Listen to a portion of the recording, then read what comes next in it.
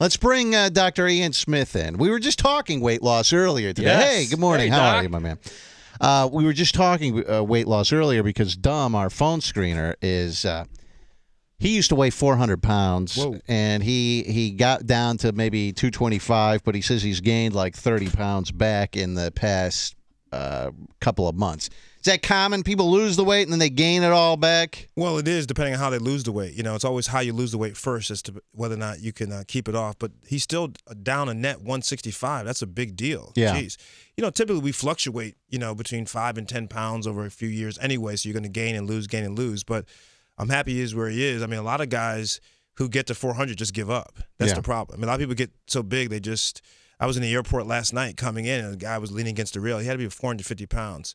And my mind, first of all, was like, has this guy given up? Mine would have been, I hope that railing is strong. Yeah, it doesn't collapse.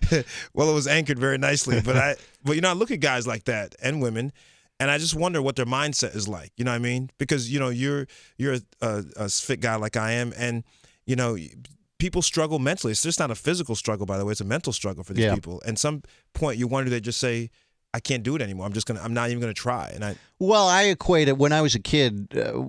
I got my first credit card, and I got my first credit card. I go, this is sweet. I wasn't making much money. I was like 18, 19 years old. I go out, I buy something, and then before you know it, now you're $2,000 in debt. Right. And you go, how am I only make $12,000 a year. How am I going to pay this back? And then you go, wait, but this new thing came out, and I really want it, and it's only $200. What's another $200 on top of the $2,000 I already owe? And it just is that what people do with their weight? It just gets worse and worse. It is. And I always look for success stories. Like when I meet people and they say, hey, Dr. Reed, I lost 50 pounds.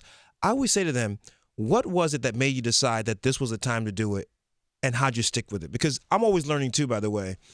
But most people typically say that they woke up one morning, they looked at themselves, or they were going up steps and they were out of breath. Yeah. And they just said, this is ridiculous. I can't do this anymore. And so, I always tell people, I can't motivate you, by the way. I can inspire you. There's a big difference, right? My books inspire people, but motivation's got to be from within. You have to find your own motivation because that's what you need to stick to with the program. Any program, by the way. Now, speaking of your books, Yes. he has a book out. It's called Shred, the Revolutionary Diet. 6 weeks, 4 inches, 2 sizes. And it's available in stores right now. What is different about these books? Because you have like 50 different diet books that you've put out. And I want, like, my question, or as someone who's, I'm not always trying to lose weight, I would think if you make one diet book, that's it. Problem solved. There you go. What now? What's diet book number 2 and number 3 and number 4? So that's a great question. Let me tell you. The last book is called The Fat Smash Diet, and the subtitle was The Last Diet You'll Ever Need, because my feeling was I had said all I need to say about weight loss. Publishers, of course, are in the business, so they want another diet book. I said, listen, I don't have another diet book. I already published the all you need to know Right. about dieting. That's right. Yeah. But I did tell my editor, who I love, I said, listen, Elizabeth, here's the deal. If something happens that means that I need to weigh in on the dialogue, I'll do it again. Until then, I'm writing novels. And what happened was this summer, I started tweeting to my followers some weight loss tips, because my idea was, hey, listen, instead of waiting for New Year's to start losing weight, let's do it in the summer. I'm sick of all this New Year's panic and everyone's joining gyms. Let's do it this summer, so when New Year's comes, you can go out, you can drink, have a good time. That's how this program started. So by the end of the summer, we had 5,000 people across the country, as far away as the UK. And I had tweeted them parts of a program that I only had used and developed for my friends who asked for a secret weapon. In 6 weeks, these 5,000 people, every week they had to send in their results. Mm-hmm. The average weight loss in 6 weeks was 20 pounds, 4 inches, 2 sizes. When the results were coming in, I said to my wife, you're not going to believe this. She's like, yeah. I said, no, listen, look at this stuff. These were regular people. They had no trainers. They were just, grandmoms and, 18-year-old kids. And what I realized was I did with this program with Shred is every 3 to 4 hours, you're eating a meal, a small meal. And what that does is it keeps your metabolism high, but it also keeps your insulin levels. And this is the key part here. Your insulin levels spike every time you eat a big meal. But if you eat smaller meals, it stays level. And that's what keeps your weight gain from happening. The insulin levels are nice and steady because you're eating every 3 to 4 hours. Now, a guy like me, who I weigh 176 pounds right now. With or without the Rolex? Without. Yeah, Okay. I mean, with this bling, I mean, come on. This is it's 10 pounds added to that. Right. I only eat usually twice a day, so I'm doing it the exact wrong way. You're doing the app. So you're an easy correction for me, because people tend to think that if they skip meals, they're saving calories, therefore preventing weight gain. Mm-hmm. And to some degree, you are doing that. But when you do it for too long a period of time, your body then sends your fat cells into hibernation because you're not getting any nutrition. Mm-hmm. So your body says, instead of breaking down the fat, which is what we all want, it's holding on to the fat. So the first thing you need to do is, when you wake up in the morning, within an hour, you should have something to eat. Yogurt, fruit, some juice, with something. Because you just spent 6 to 8 hours of no nutrition, right? So your body is now nutrition deprived. Now, here's the key. Every 3 to 4 hours, if you ate something, your metabolism would go through the roof, your insulin levels would stay nice and stable, and you would start losing weight. If you need to lose weight, it doesn't like you need to lose weight. But if you wanted to lose weight, you would start losing weight. What got you interested in all this weight loss stuff? First of all, I should be in an operating room as an orthopedic surgeon. That was my training. Yeah. And I started writing a column for Time magazine, a health column. And every time I wrote a column, I'd write about Tylenol or the flu, and all the questions were about weight loss, nutrition, fat burners, and supplements. I'm like, what the heck is going on here? What I realized was that, and my readers of my column were coming to me for answers. I didn't know the answers. And so I got frustrated. And in my research, I realized that a lot of this stuff is just lies, bogus. These infomercials at night where they're saying, ab blasters, butt blasters, fat burners, all this I should mention brand names, but some of this stuff is just nonsense. So my mission was to inform the readers of my column what the truth was. And the truth was very simple. Weight loss is not easy, but it's doable, but you got to make some changes. And in the shred diet, I don't ask you to eat perfectly, by the way. You're going to have pizza, you're going to have beer, wine, regular foods. I just ask you to eat them frequently, okay, every 3 to 4 hours, but also in the right portions. And so that's what got me started. I'm sick of the nonsense. Here's why I don't eat these small meals like he recommends, is because once I start eating, it's like when I go out and I drink beer. I can't just have 1 or 2 beers. If I go out and drink beer, I want to get drunk. Right. I binge drink. That's why I don't drink that often. And when I eat, I start eating and I get in the I think, man, you know what? I'm actually still hungry. And then I just keep eating. And people say, let me tell you why that wouldn't happen to you on shred. Because once you eat your meal, let's just say 7 o'clock you eat a meal. In an hour and a half, you have a snack. Mm-hmm. And then an hour and a half, you have another meal. You will not, when you sit down to eat your main meals, you will not be that hungry because your body is already partially full from the snack that you just had. See, it's called strategic snacking. Yeah. I pace it out in the book for you so that when you think that you'd sit down and eat like a huge meal, I have people all the time who email me and say, something's wrong with me. I can't eat what I used to eat. Nothing's wrong with you. Your body's saying, I'm satisfied now, because after 3 or 4 days on the shred program, your body's acclimated to eating several times a day. Dr. Ian Smith is here with us. You've been on, let's see, you Celebrity Fit Club. Yeah. Who did you yell at? They were trying to remember. They go, I saw him yell at someone. It was a famous thing. Who were you yelling at? Well, Bobby Brown, Screech from Saved by the Bell. I think it was Diamond. Screech. Yeah. Is that yeah. Takara, who's his what were you yelling at Screech about? Well, because he came on the show twice. And, he started to what I call game the show, which is all these reality shows now. They game the show now. Apprentice is a great example of that. These guys know how to work it. He came on the show the second season, and he came to me and he said, I'm going to eat whatever I want, but I'm going to work out to burn all those calories. That's stupid, okay? And so he was trying to be a provocateur on the show. Mm-hmm. And I'm like, listen, a lot of people are on the show because they really want to lose weight because they're 300 pounds and they have diabetes and hypertension. You're on the show because you want to get more famous to pay off your house. His house was in foreclosure or something. He wanted to raise money for his house. But I wasn't yelling at him, but I was being very firm with him about, if you're here to fool around, I mean, I'm not really here for that. But, you can be the sideshow, which he was a sideshow. And by the way, what happened? He ended up getting on the diet because his way was not working. In order to exercise off all the calories you ingest, you'd have to work out like 6 hours a day. I've always maintained. Now, some people say that I'm wrong about this. There's a whole debate. We'll get into it about the calories a calorie, but let's save that for the time being. Sure. I've maintained that people who are trying to lose weight, that the exercise, he's probably going to disagree with me, but the exercise should be secondary. Don't worry about that right now. Just start eating less or worry about your calories or whatever, because A lot of times people will start exercising and then they're not used to it and they go, "Holy God, I'm starving because I just was on a treadmill for 20 minutes," and then they just eat all of it. So I've maintained. I'm not saying it's healthy. It's not the way to stay healthy, but worry about your diet and what you're eating first. And anyone who's exercising to lose weight, I think it's an uphill battle. This is why I don't disagree with you. I actually agree with you. I don't disagree because when people exercise, they think that that's all they need to do, and therefore no matter what they eat is completely fine. And when they do get hungry, they eat anything. Yeah. Okay? If someone starts off by changing the foods that they eat, because in this program, this is what I did with the 5,000 people, I asked them every week, how much exercise did you do? I found out that people who did not exercise but just followed the changes in the diet, they still lost a lot of weight. However, those who exercise lost about 30% more. So exercise will help you lose more weight. But the key is people who just exercise, and I go to gym all the time, and I see people who are working out 5 times a week and they haven't lost any weight. And I'm saying to myself, like, what? How could this be? Guess what? They're not eating right. Yeah. So yes, I agree. If I had to choose the order of how I make the changes, I would choose the nutrition first, and then I would do the exercise. Because exercise, by the way, just as in a gym, exercise could be you walking up and down steps. Yeah. You can do 15 minutes on a break. So the exercise is easier to implement into your life. It's nutritional changes. People sit down. I was at a restaurant in Atlanta the other week. I sat down to eat pancakes. The pancakes were the size of the plate. Are you serious? Like, the portions are crazy these days. So if you get the nutritional side of the Shred program first and then do the exercise, yes, I agree that is the right order I would do it in. Do you think that people like me, I go out to dinner and I get that, you're right, the portions are huge.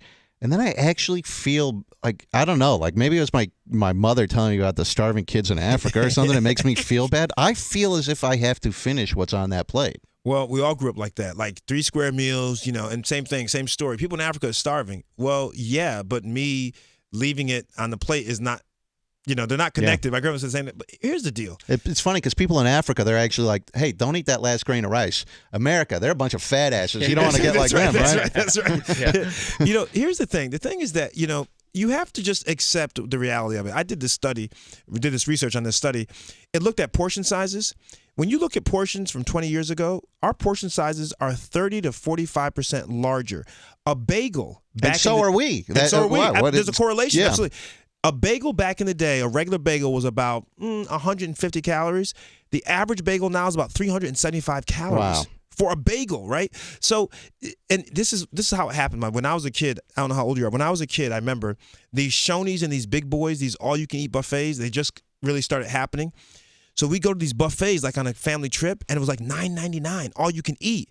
So we would, not because we were hungry, just because we felt like we were gaming the system. Yeah. Right, we're saying like keep eating. And then the 7-Eleven and the Big Gulp, I remember when that came out, right? Yeah. These huge drinks for like, less than $1. What happened was Americans became used to eating and drinking these big sizes.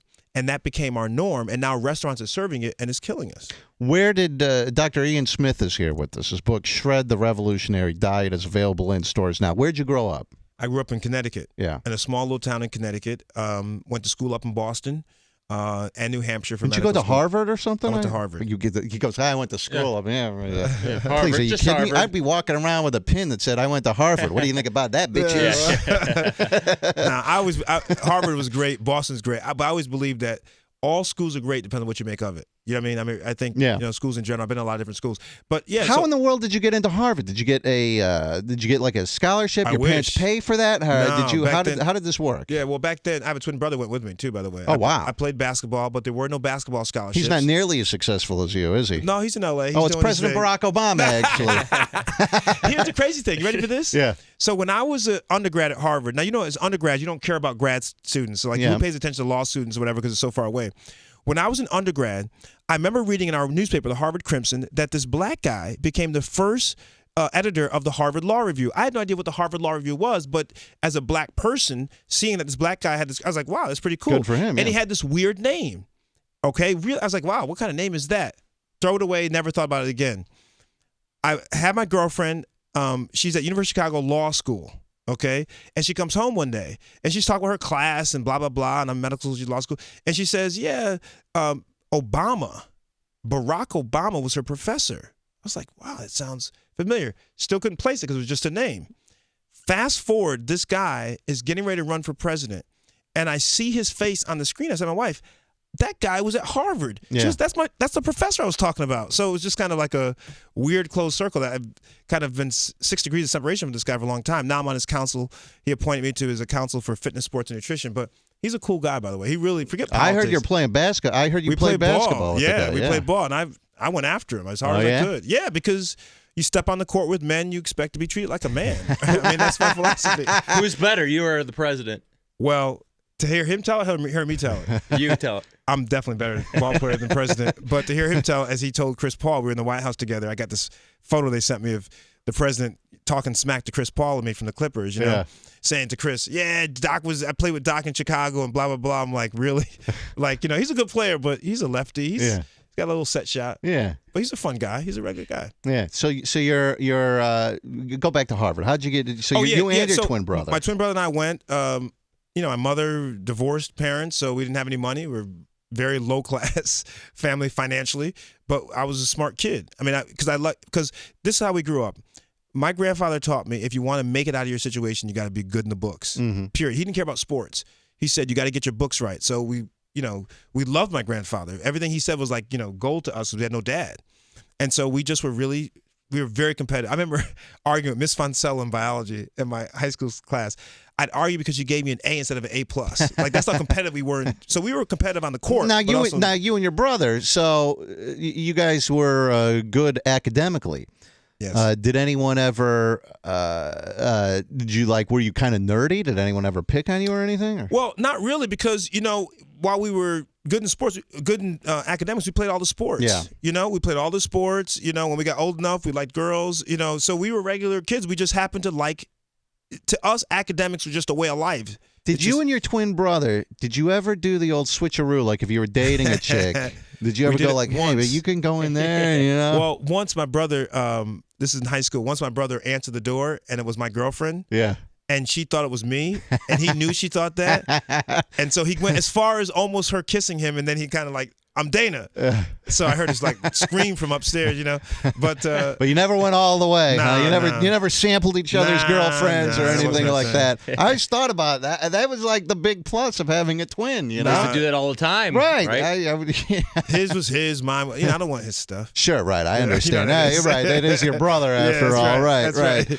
So then you go to Harvard, and then you start writing this column for Time, and before you know, and then you're writing all these diet books and stuff. Between that, I went to medical school at up in New Hampshire, Dartmouth Medical School, which is a great part of the country, by the way. Learned how to ski, so I'm an avid skier. And then I finished my last years at University of Chicago because my wife, who was also in medical school at Harvard, went to law school too, and so I wanted to be close to her, so I went to Chicago. Graduated, went to New York, worked in New York for a long time, worked for NBC News, Today Show, and then started writing that column for Time Magazine. And then, I'm telling you, out of nowhere, I started getting into diet nutrition because, and I'm very honest with you, because there's so many people who are profiting off of people who really want to do better in their life. Yeah. And it's just, it's so scientifically wrong.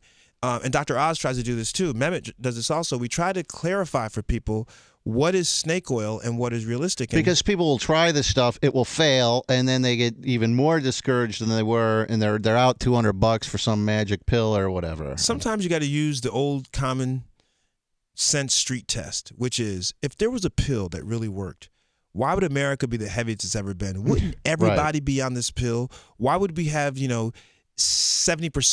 of people overweight in this country? It just doesn't work that way. Was your girlfriend? You dated her for 14 years before you finally married her. Was she like, was she like, come on, what's the holdup here? Let's get a move on. Well, my girl one time, she kind of pushed me.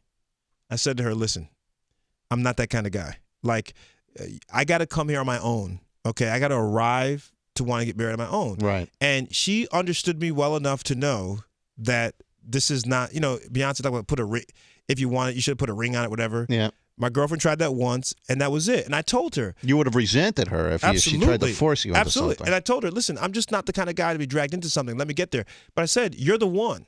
She didn't believe me. I said, believe me, you're the one. Like, I've had a lot of, very attractive, very fun, smart girls.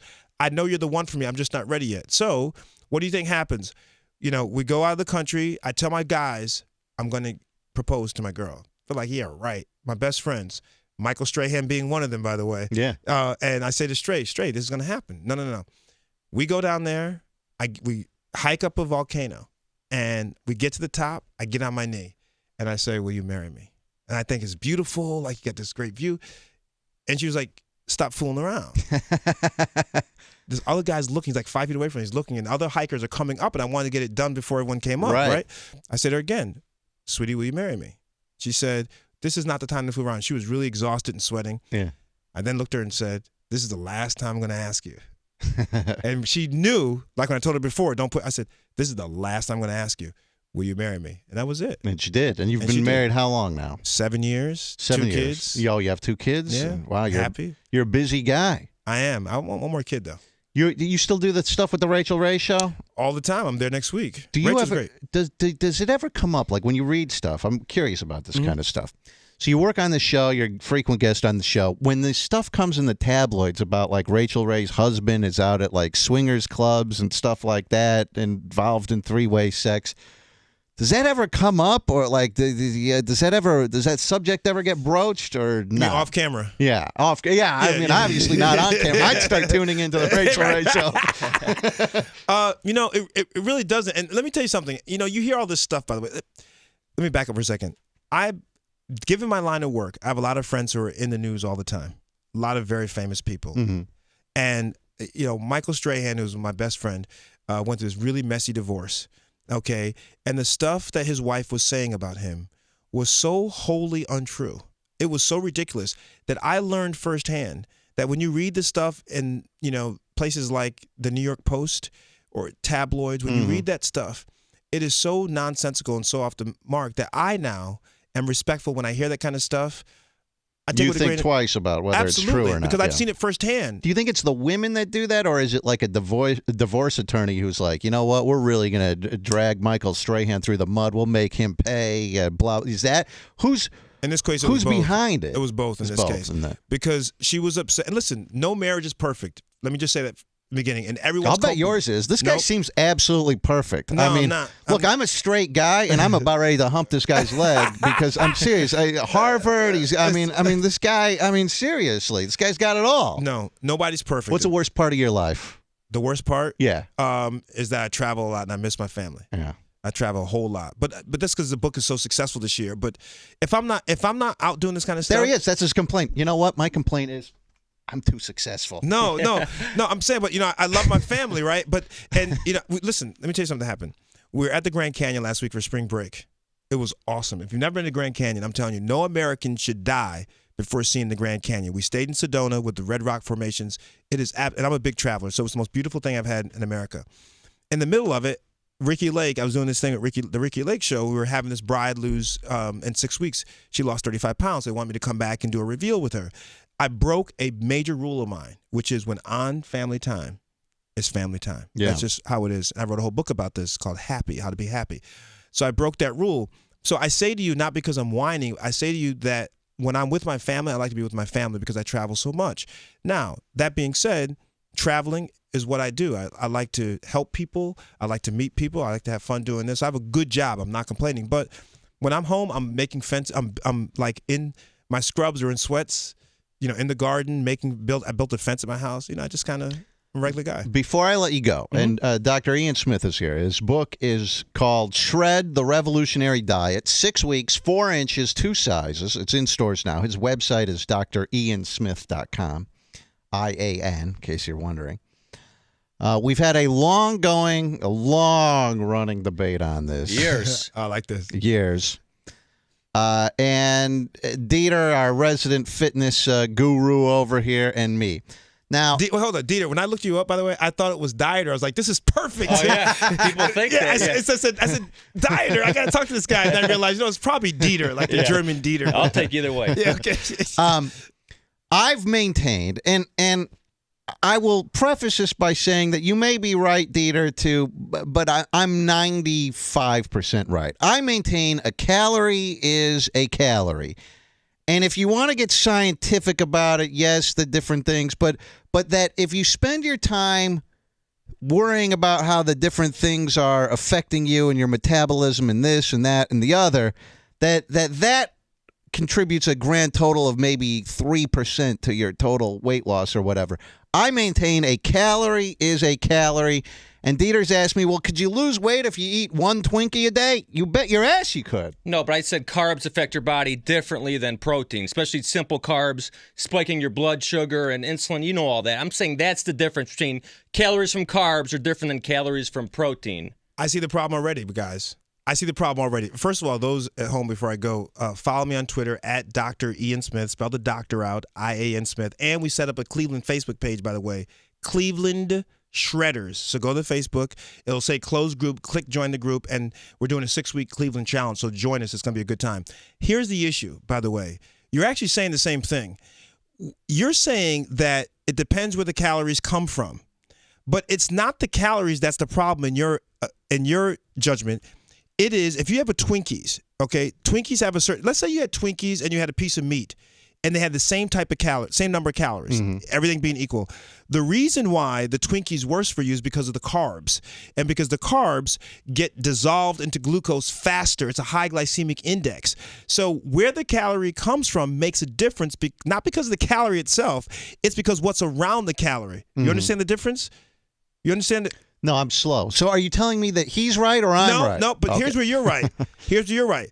At the end of the day, even though the Twinkies has the same number of calories as the meat, and the Twinkies goes faster into your blood sugar, it's still a calorie is a calorie is a calorie because, like you said, the difference in eating calories from meat will only account for maybe 5%. It'll help you 5% better coming from meat than it will the Twinkies. The bottom line is, at the end of the day, unless you're trying to lose a half a pound, the bottom line is the calories going to count because the calories. I mean, I've said what I've maintained is if you want to lose weight, just lower the amount of calories you're taking in, and some things that you eat obviously aren't good for your heart, that kind of stuff or whatever. So I'm not saying this is the answer to health, but I mean, isn't that sort of like the golden rule is just eat less? Calories in must be less than calories out. But here's where it gets tricky, and this is where you come in, Dieter.